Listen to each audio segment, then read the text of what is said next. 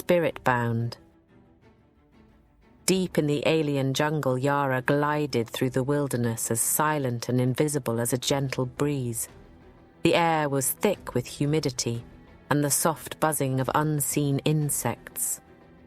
Thick vines hung like serpents, their emerald tendrils coiling around everything they touched. It was beautiful, but a dangerous kind of beauty, with many hidden dangers that could kill. Yara was one such hidden danger. The flaming locks of her hair cascaded over her wraithbone armor and rustled like a red river in the wind as her lithe form effortlessly glided between ancient trees.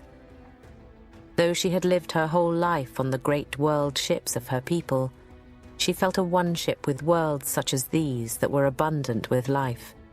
She knew about the Exodites, Aeldari that lived simpler lives on maiden worlds without the trappings of technology. It seemed like an ideal existence to Yara, but that fate was not meant for her. She moved with the grace of a phantom, her presence an anomaly, an intruder from another realm in this land of primordial secrets. She passed the remains of Monkey's structures. Their forms were ugly and stark, lacking any sense of grace or style, like the primitives that had built them. Thankfully, the alien world's vibrant greenery had overrun the abandoned ruins and began the process of reclaiming the once conquered land. As she navigated through the jungle, the scent of damp soil, death, and decay filled her senses. She followed the aroma until she found them, the bodies of the missing Aeldari. They had been stripped naked and thrown into a ditch. Without any doubt, this was the barbarity of the Monkai, and her next course of action was clear. They had tried to cover their tracks, but to Yara's superior senses, the buffoonish Monkey may as well have left signposts to their encampment. Deeper in the jungle, she found the Imperial Guard camp. She crouched low in the underbrush, her almond-shaped eyes narrowing as she scouted. It was hidden beneath a crude camouflage netting, like a viper hidden in the grass, Yara thought. From her vantage point, she heard the sounds of human activity. Their harsh, guttural voices cut like a blade through the natural harmony of the jungle's ambient symphony. The jungle, once pure and unspoiled, now bore fresh scars of the Monkey's contamination. Hastily dug trenches and razor wire marred the landscape. Yara's disdain for the Monkey burned deep within her. They were irredeemable. They had plundered the bodies of her fallen kin, their avarice driving them to strip away not only their lives, but also steal their very souls. Why the primitives had taken the armor she didn't know. That they had dared to do so was all that mattered. Encased in wraith-bone receptacles on each suit of armor's chestplate were iridescent jewels of ethereal light. These spirit stones held the captured essence of a fallen Aeldari on physical death, preserving their souls from the horrors of the warp.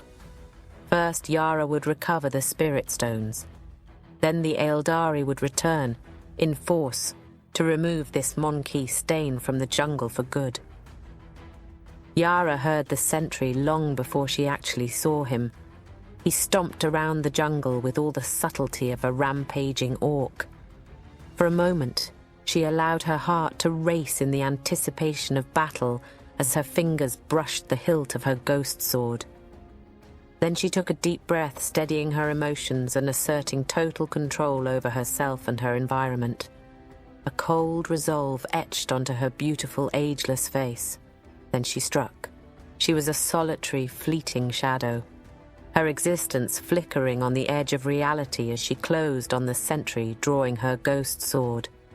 The Monkey soldier didn't even have enough time to process the whooshing sound of the blade as it sliced through the air and killed him. In a fluid motion, Yara sheathed her sword and caught the dead sentry's body as it fell, quietly lowering it to the ground. As the sun sank lower in the sky, casting the jungle into a veil of twilight, Yara infiltrated the camp. It seemed like most of the Mon-K guardsmen had gathered around a crackling campfire in the middle of the camp. Yara observed the Mon-K, huddled together like a pack of wild animals as the reflected glow of the fire danced in their eyes. Their guttural language, a harsh racket of grunts and growls, was an abomination to her sophisticated ears. She couldn't understand their language and had no intention of ever learning such a brutish tongue. It was a stark reminder of the vast gulf between their races. Yara left the primitives to whatever debased activity amused them so, and went in search of the missing spirit stones. She moved from tent to tent and from crate to crate, the soft hum of the jungle masking her footsteps. Stationed near the rear of the camp, she discovered a truck. Crouching low and keeping her keen eyes peeled for any lurking guards, Yara inched closer to the vehicle. Her keen eyes detected the unmistakable glint of Aeldari armor hidden beneath a tarp in the back. Stood nearby was a guard, a bored expression on his face, unaware of the danger that lingered just beyond his gaze. Yara circled around to the other side of the truck so she could approach from his blind spot. With a dancer's grace, she ran and leapt up onto the truck before vaulting down to deliver a powerful kick to the guard who crumpled beneath her with a muffled thud. With a strike of her sword, he was silenced forever. Yara turned her attention to the truck. She pulled the tarp aside to reveal the stolen Aeldari armor. It lay in disarray, the once beautiful aspect of her fallen brethren now tarnished by blood and the Mon-K's grubby hands. She carefully examined them, and with great care removed the spirit stone from each one.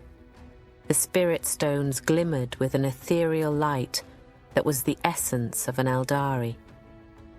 Tenderly, she placed them inside a small black pouch. As a surge of emotion was about to overtake Yara, she calmed her mind. There would be time enough for that later, she thought, but not now. Night had fallen by the time she had finished. She secured the bag of recovered spirit stones and left. Yara moved like a whisper as she made her way to exit the camp. As she passed by them again, she warily watched the erratic Mon-K at the campfire. The Mon-K, drunk on whatever vile brew they had concocted, revelled in their own coarse merriment. Crude laughter interspersed with guttural grunt-like curses flowed as freely as their alcohol. She was about to sneak past them when Yara heard an anguished cry. It was in the almost musical dialect of the Aeldari language, carrying the weight of millennia of culture and history. Her heart clenched in a moment of shock. Using the darkness of night, she repositioned to get a better view at whatever the Mon-K were doing. There, bathed in the eerie half-light of the campfire, she saw an Aeldari bound and battered. The Mon-K circled him, tormenting him with cruel glee. Yara clenched her teeth, and her fingers tightened around the hilt of her sword. This was no longer a retrieval mission. It had become a reckoning. She would make the Mon-K pay for their cruelty. From the stillness of the night, she struck like a bolt of lightning. The humans never saw her coming. With supernatural speed and agility, she moved among them like a ghostly wraith. One by one, she carved up the soldiers with ruthless precision, her martial skills unmatched, their short, wretched lives extinguished without mercy. A couple managed to pull sidearms and fired at her, but at this close range they were easy prey for the thirsting blade of her ghost sword. In short seconds, Yara was the only one left standing in the campfire's sinister glow. The gunshots and screams of the Mon-K had alerted the rest of the camp. She heard shouting, and some kind of siren started to wail. "The pain is past, but we must be swift," Yara soothed as she cut the other Aeldari's bonds. "This way." She led him out of the camp the way she had entered, and together they vanished into the darkness of the jungle.